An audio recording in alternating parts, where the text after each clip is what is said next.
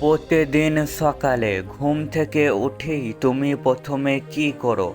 মোবাইলটা হাতে নাও, স্ক্রল করতে থাকো। একটা ভিডিও, তারপর আর একটা, তারপর আর একটা। কিছুক্ষণ পর বুঝতে পারো তোমার সময়টা কোথায় যেন হারিয়ে গেল। অন্যদের সাফল্য দেখছো, কিন্তু নিজের জন্য কিছুই করছো না। এভাবে দিন যায়, মাস যায়, আর স্বপ্নগুলো ধীরে ধীরে দূরে চলে যায়। কিন্তু প্রশ্নটা হলো, এভাবে আর কতদিন?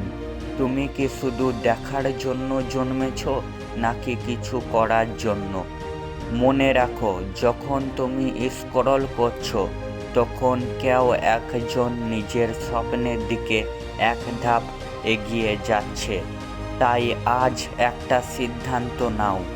ঘুম থেকে উঠে প্রথমে নিজের লক্ষ্যটা মনে করো, নিজের কাজটা শুরু করো। সোশ্যাল মিডিয়া থাকবে, কিন্তু তোমার সময়টা সীমিত। তুমি যদি এখন নিজেকে বদলাতে পারো, তাহলে তোমার ভবিষ্যৎ বদলাতে বাধ্য। একদিন তুমিই হবে সেই মানুষ যাকে দেখে অন্যরা মোটিভেশন নেবে। তাই আর দেরি না, আজ থেকেই শুরু করো। কারণ স্বপ্ন দেখলে হবে না, স্বপ্নকে সত্যি করতে হলে কাজ করতে হয়।